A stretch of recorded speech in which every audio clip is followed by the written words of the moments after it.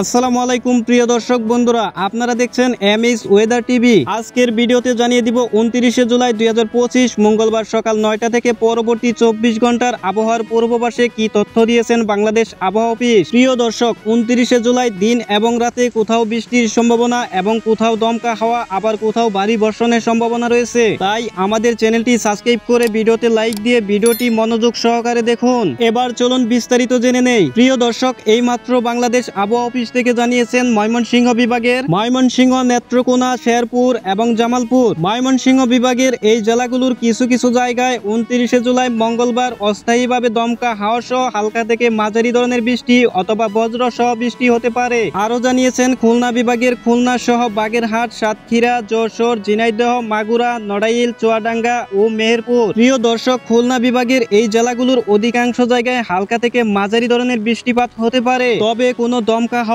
আশঙ্কা নেই। এবার জানিয়ে দিচ্ছি রংপুর বিভাগ। প্রিয় দর্শক, বাংলাদেশ আবহাওয়া অফিস থেকে জানিয়েছেন 29শে জুলাই মঙ্গলবার সকাল 9টার পর থেকে পরবর্তী 24 ঘন্টার ভিতর রংপুর বিভাগের কিছু কিছু জায়গায় অস্থায়ীভাবে দমকা হাওয়া সহ হালকা থেকে মাঝারি ধরনের বৃষ্টি অথবা বজ্র সহ বৃষ্টি হতে পারে। এবং সেই সাথে 29শে জুলাই মঙ্গলবার সকাল 9টার পর থেকে পরবর্তী 24 ঘন্টার ভিতর বরিশাল বিভাগের বরিশাল, পটুয়াখালী, ভোলা, বরগুনা, ঝালকাঠি এবং পিরোজপুর। বরিশাল বিভাগের এই জেলাগুলোর অধিকাংশ অঞ্চলে বৃষ্টিপাতের সম্ভাবনা রয়েছে, তবে কোনো দমকা হাওয়া অথবা বজ্র সহ বৃষ্টির সম্ভাবনা নেই, এমনটাই জানিয়েছেন বাংলাদেশ আবহাওয়া অফিস। প্রিয় দর্শক, এবার জানিয়ে দিচ্ছি রাজশাহী ও ঢাকা বিভাগ। দর্শক, বাংলাদেশ আবহাওয়া অধিদপ্তর জানিয়েছেন 29শে জুলাই মঙ্গলবার সকাল 9টার পর থেকে পরবর্তী 24 ঘন্টার ভিতরে রাজশাহী বিভাগের অনেক জায়গায় এবং ঢাকা বিভাগের কিছু কিছু জায়গায় অস্থায়ীভাবে দমকা হাওয়া সহ হালকা থেকে মাঝারি ধরনের বৃষ্টি অথবা বজ্র সহ বৃষ্টি হতে পারে। দর্শক, এবার জানিয়ে দিচ্ছি চট্টগ্রাম বিভাগ। প্রিয় দর্শক, 29শে জুলাই মঙ্গলবার সকাল 9টার পর থেকে পরবর্তী 24 ঘন্টার ভিতর চট্টগ্রাম, কক্সবাজার, বান্দরবন, রাঙ্গামাটি, খাগড়াছড়ি, ব্রাহ্মণবাড়িয়া, কুমিল্লা, চাঁদপুর, লক্ষ্মীপুর, নোয়াখালী